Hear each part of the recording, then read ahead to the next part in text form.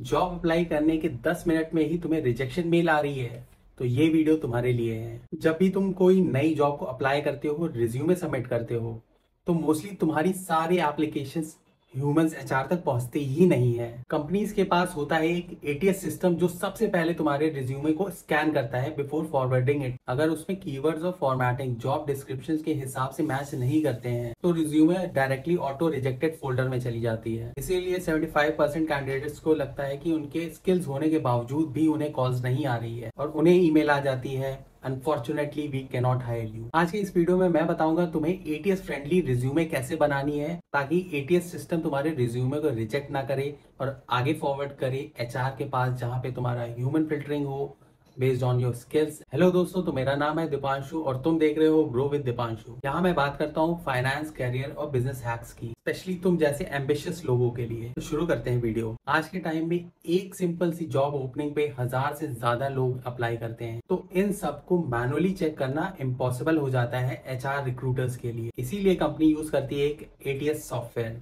जिसका full form है applicant tracking system, जो रिज्यूमे को स्कैन करके देखती है कि वो आगे फॉरवर्ड करना है रिक्रूटर तक कि ऑटोमेटिकली वहीं पे रिजेक्ट कर देना है। और अगर तुमने अपने रिज्यूमे को एटीएस फ्रेंडली नहीं बनाया है तो तुम चाहे जितने स्किल्ड हो, जितने एजुकेटेड हो, वो तुम्हारा रिज्यूमे फॉरवर्ड करेगा ही नहीं एंड वो रिजेक्ट कर देगा। तो रिज्यूमे को एटीएस फ्रेंडली कैसे बनाया जा सकता है? ये सिस्टम कीवर्ड बेस्ड होता है। हर एक जॉब डिस्क्रिप्शन में कंपनी चाहती है एक स्पेसिफिक सेट ऑफ स्किल्स। वही set of skills, tools and certification ATS software उनके लिए सर्च करता है अमंग्स द रिज्यूमे जो जॉब ओपनिंग पे अप्लाई किए गए हैं। इसीलिए तुम्हें थोड़ी सी अपनी रिज्यूमे को जॉब स्पेसिफिक बनाना पड़ेगा, उसके अकॉर्डिंग कीवर्ड्स डालना पड़ेगा जो स्किल्स एंड सर्टिफिकेशन रिक्वायर्ड है उस पर्टिकुलर जॉब के लिए। अगर वो तुम्हारे पास स्किल्स हैं तो स्पेसिफिकली तुम्हें अच्छे से मेंशन करना पड़ेगा। हार्ड स्किल्स जैसे SQL, AI, Python, cloud computing, ये सारी चीजें तुम अपने रिज्यूमे में लिख सकते हो। हार्ड वर्किंग और टीम प्ले जैसे सॉफ्ट स्किल एटीएस सिस्टम के लिए तो वेस्ट है। इसीलिए अपने रिज्यूमे के हर 2 से 3 लाइन में कीवर्ड्स डालो, बट ओवर स्टफ मत करना। फिर आता है रिज्यूमे की फॉर्मेटिंग। एटीएस तो डिजाइन समझता ही नहीं है, तुम सिर्फ और सिर्फ स्टैंडर्ड फॉन्ट्स यूज करो, जैसे एरियल वाला होता है, कैलिब्री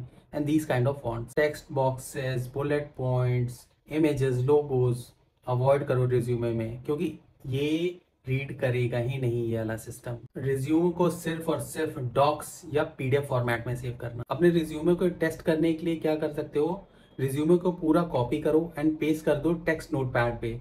अगर टेक्स्ट नोटपैड पे भी सही सही दिख रहा है ना, तो एटीएस सिस्टम उसे इजीली रीड कर लेगा। टेक्स्ट को तुम्हें लेफ्ट अलाइन लिखना है एंड जो हेडिंग्स है स्टैंडर्ड हेडिंग्स रखो, जैसे एजुकेशन, स्किल्स, वर्क एक्सपीरियंस, ये सारे। हम बात करते हैं रिज्यूमे की हेडिंग की। एटीएस को सिर्फ स्टैंडर्ड हेडिंग समझ में आती है। जर्नी, करियर स्टोरी जैसे फैंसी हेडिंग्स मत यूज करना। और डेट्स को भी ना स्टैंडर्ड फॉर्मेट में लिखना है, जो कि होता है MM/YYYY, जो ईयर के लिए होता है वैसे। अगर तुमने करियर में ब्रेक लिया है तो उसको भी स्पेसिफिकली मेंशन कर सकते हो, करियर ब्रेक करके, और फिर ईयर डाल सकते हो। देन उस ब्रेक में तुमने क्या किया था, अपस्किलिंग एंड क्लाउड कंप्यूटिंग या कुछ भी जो किया था उसे मेंशन कर सकते हो। अब बात करते हैं स्किल सेक्शन को कैसे पावरफुल बना सकते हैं। एटीएस तो सबसे पहले स्किल सेक्शन को स्कैन करता है। तुम्हें अपने हार्ड स्किल्स बुलेट पॉइंट में लिखने हैं, सबसे रेलेवेंट स्किल्स सबसे ऊपर लिखना है। सर्टिफिकेशंस भी स्किल्स के साथ डाल सकते हो। Short form plus long form दोनों यूज करो। कभी कभी कोई एटीएस सिस्टम होते हैं जो सिर्फ शॉर्ट फॉर्म पढ़ते हैं,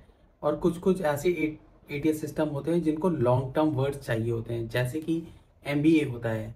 तो कुछ एटीएस सिस्टम एमबीए को रिकॉग्नाइज कर लेंगे एंड कुछ सिस्टम्स को पूरा देना पड़ेगा master in business administration. And similarly जैसे होता है एसईओ, सर्च इंजन ऑप्टिमाइजेशन, किसी को एसईओ चाहिए, किसी को पूरा वर्ड चाहिए। रिज्यूम के लेंथ पे भी काफी ध्यान देना पड़ता है। फ्रेशर का रिज्यूमे 1 पेज से ज्यादा का नहीं होना चाहिए। मिड लेवल एंड सीनियर का 2 पेज से ज्यादा नहीं होना चाहिए। हॉबी, स्कूल के अवार्ड्स और इररिलेवेंट जॉब्स बिल्कुल मत डालना। जो एकदम प्रिसाइज और रिलेवेंट रिज्यूमे होते हैं उनको एटीएस ज्यादा स्कोर देता है। जॉब टाइटल्स को भी एकदम स्टैंडर्ड रखो। एटीएस सिस्टम जॉब टाइटल को मैच करता है जॉब डिस्क्रिप्शन के साथ। अगर तुम लिखोगे data Ninja instead of data analyst तो रिज्यूमे ऑटोमेटिकली रिजेक्ट हो जाएगी। इसीलिए तुम्हें लिखना है स्टैंडर्ड जॉब टाइटल्स होते हैं जो अक्रॉस द इंडस्ट्री वैलिड होते हैं। तुम करंट और टारगेटेड जॉब टाइटल दोनों लिख सकते हो, जैसे कि business analyst, pipe, data analyst. File का नेम भी एटीएस रीड करता है, इसीलिए तुम्हें अपने फाइल का नाम कुछ इस तरीके से सेव करना है, जैसे कि